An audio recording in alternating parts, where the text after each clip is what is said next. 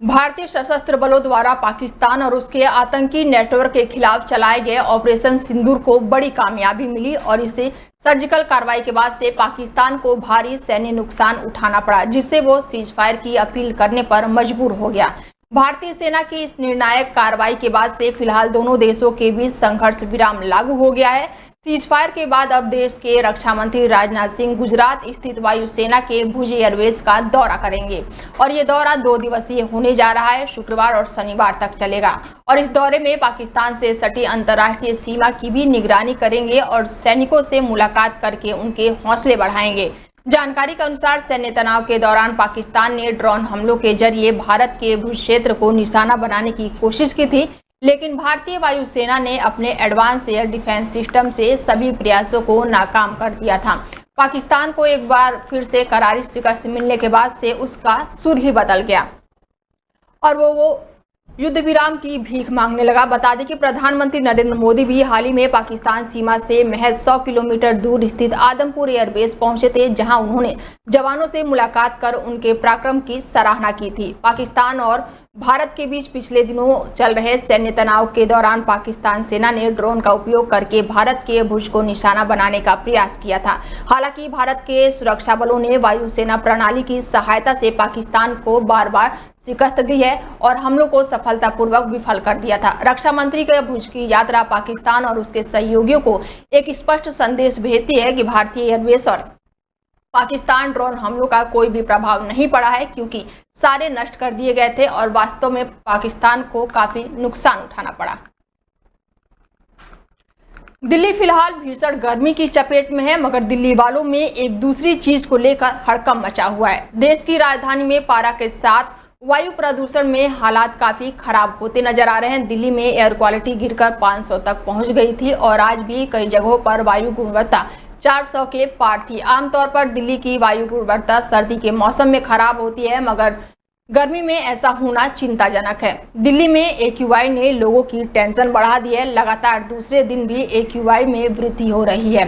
केंद्रीय प्रदूषण नियंत्रण बोर्ड के अनुसार शुक्रवार को भी दिल्ली में हवा की गुणवत्ता खराब रही और कई क्षेत्रों में AQI 300 के आंकड़ों को पार कर गया और आज सुबह इंडिया गेट के आसपास AQI 249 दर्ज किया गया। विशेषज्ञों ने भी इस पर चिंता जताई है, लेकिन ऐसे में सवाल ये उठ रहे हैं कि दिल्ली में गर्मियों में हवा की गुणवत्ता खराब क्यों हो रही है। बताया जा रहा है कि मई में कुछ दिनों से दिल्ली में धूल भरी आंधी और मौसमी परिस्थितियों की कमी के कारण हवा की गुणवत्ता में गिरावट दर्ज की गई है। बीते दिनों खराब हवा की गुणवत्ता के कारण दिल्ली का AQI कुछ समय के लिए 500 के आंकड़ों को पार कर गया था, जो खतरनाक स्तर तक दर्शाता है। मौसम वैज्ञानिकों ने वायु प्रदूषण का कई कारण बताए हैं। उनके अनुसार पाकिस्तान के सीमावर्ती इलाकों से उठा धूल भरा तूफान दिल्ली तक पहुंच रहा है और इसके अलावा गर्मी में कम हवा की गति और नमी की कमी के कारण दिल्ली में प्रदूषण तत्व हवा में जम गया है। दिल्ली में सड़क की धूल, निर्माण कार्य और साथ ही वाहनों का उत्सर्जन भी AQI को बढ़ाने में योगदान दे रहा है। प्रदूषण बोर्ड ने मास्क पहनने और धूल भरे वातावरण में जाने से बचने की सलाह दी है। सरकार ने नियंत्रण के लिए पानी का छिड़काव बढ़ाने की योजना बनाई है, लेकिन स्थानीय समस्याओं को कमी चिंता का विषय बनी हुई है।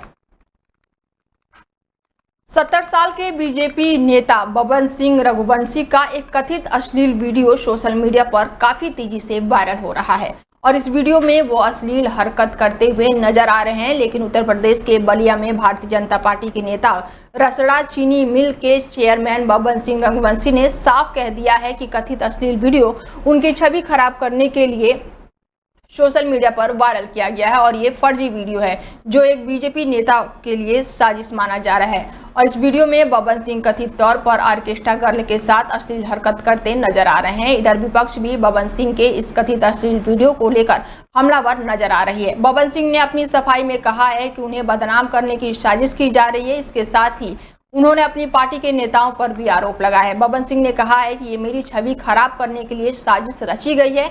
इधर भारतीय जनता पार्टी ने बबन सिंह रघुवंशी को पार्टी से निष्कासित कर दिया है।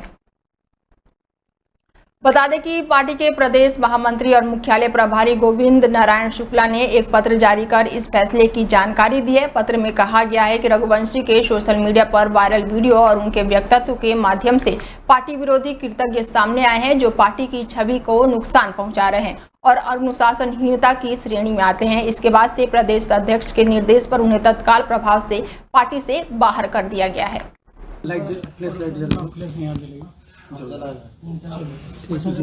अपना एक नाम और परिचय बता दें। बब्बन सिंह रघुवंशी, मैं भारतीय जनता पार्टी का कार्यकर्ता हूं।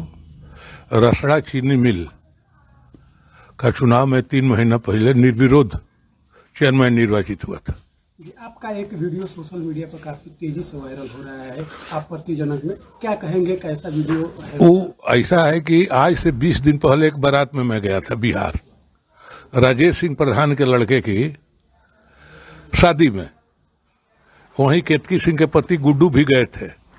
चूंकि मैं बाढ़ से विधानसभा का चुनाव लड़ा था, 93 में 22,000 वोट पाया था, इसलिए केतकी सिंह के समाजवादी पार्टी के महासचिव रामगोपाल यादव ने ऑपरेशन सिंदूर की आवाज बनी विंग कमांडो वोमिका सिंह की जाति को लेकर टिप्पणी की है, जिस पर विवाद लगातार जारी है। और इसी बीच रामगोपाल यादव ने सोशल मीडिया प्लेटफॉर्म एक्स पर पोस्ट के जरिए अपनी सफाई दी है। पोस्ट में उन्होंने उत्तर प्रदेश के मुख्यमंत्री योगी आदित्यनाथ पर हमला बोला है। रामगोपाल यादव ने लिखा है कि उत्तर भारत के कुछ राज्यों में, विशेषकर उत्तर प्रदेश में, जहां पर धर्म, जाति और वर्ग देखकर लोगों पर फर्जी मुकदमे लगाए जा रहे हैं, जाति धर्म के आधार पर एनकाउंटर किए जा रहे हैं, जाति धर्म और वर्ग देखकर महिलाओं पर अत्याचार किए जा रहे हैं, जाति धर्म और वर्ग को देखकर लोगों की पोस्टिंग की जा रही है, इसके साथ ही ऐसे मानसिकता के लोगों पर वार किया जा रहा है। मैंने एक कार्यक्रम में कहा है कि कर्नल सोफिया कुरैशी का धर्म नाम से पहचान लिया गया है, इसीलिए गाली दी जा रही है। रामगोपाल यादव के बयान की निंदा करते हुए सोशल मीडिया प्लेटफॉर्म एक्स पर मायावती ने भी लिखा है कि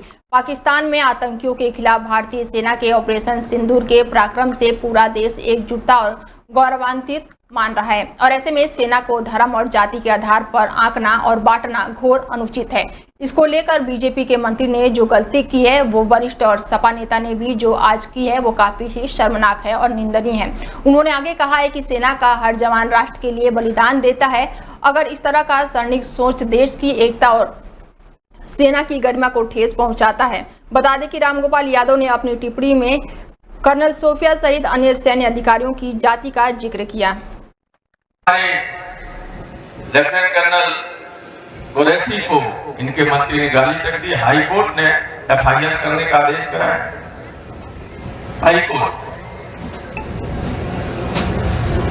लेकिन दिव्या सिंह के बारे में इन्हें मालूम नहीं था कि वो कौन, और न एयर ऑपरेशन के जो इंचार्ज थे एयर मार्शल अवधेश कुमार भारती, न उनके बारे में मालूम था, वरना इन्हें भी गाली दी। आपको पाकिस्तान के उप प्रधानमंत्री और विदेश मंत्री ने खुद अपनी फजीहत करवा ली है। भारत के खिलाफ पाक सेना की तारीफ के पुल बांधने के विदेश मंत्री ने झूठी रिपोर्ट का सहारा लिया, जिसे उन्हीं की देश की मीडिया ने उजागर कर दिया। दरअसल संसद में भाषण के दौरान उप प्रधानमंत्री ने यूके आधारित द डेली टेलीग्राफ के फेक पेज पर मौजूदा खबर का हवाला देते हुए पाकिस्तान की सेना की खूब तारीफ की, मगर बाद में पाकिस्तानी ने अपने फैक्ट चेक में इसे बताया कि उप प्रधानमंत्री ने जिस खबर का हवाला दिया है वास्तव में वो फेक चैनल है। दरअसल ब्रिटेन के अखबार टेलीग्राफ की एक फेक एआई तस्वीर का हवाला देकर पाकिस्तानी एयरफोर्स की तारीफ के पुल बांध रहे थे, लेकिन इसके बाद से उन्होंने उप प्रधानमंत्री ने इसके दावे को फैक्ट चेक किया और सरासर इसको फर्जी बताया। सोशल मीडिया पर भी लोगों ने टेलीग्राफ की फेक तस्वीर को शेयर किया है। टेलीग्राफ अखबार के इस पेज को एआई का इस्तेमाल करके तैयार किया गया है। ब्रिटेन के अखबार के डिजाइन और शैली में ही इसे फेक पेज की तैयार किया गया है, लेकिन डॉन ने भी अपने फैक्ट चेक में अखबार के इस फेक पेज को कोई भी अशुद्धियों को उजागर किया है। इसके साथ ही उन्होंने इसे झूठे दावे से साबित करने की पूरी कोशिश की है। अंतर्राष्ट्रीय मीडिया ने पीएएफ की ताकत का लोहा माना है। हालांकि संसद में खड़े होकर इस तरह के झूठे दावे करने की बात उजागर होने के बाद से डार ने अब इसे लेकर कोई भी स्पष्टीकरण नहीं दिया है। पाकिस्तान के विदेश मंत्रालय भी इस खबर पर पूरी तरह से चुप्पी साधे हुए हैं। बता दें कि ये पहली बार नहीं है जब पाकिस्तान की सरकार ने इस तरह के झूठे और बेतुके दावे किए हैं। इससे पहले भी पहलगाम हमले के बाद कोई भी जवाबी कार्रवाई को लेकर झूठ पे झूठ पाकिस्तान बोलता रहा है। भारत ने ऑपरेशन सिंदूर के तहत 7 से 8 मई को दरमियान रात पाकिस्तान और पीओके के आतंकी ठिकानों पर हमला किया था। पाकिस्तान के इस आतंकी ठिकानों पर भारत ने ब्रह्मोस्त्र मिसाइल से हमला किया था।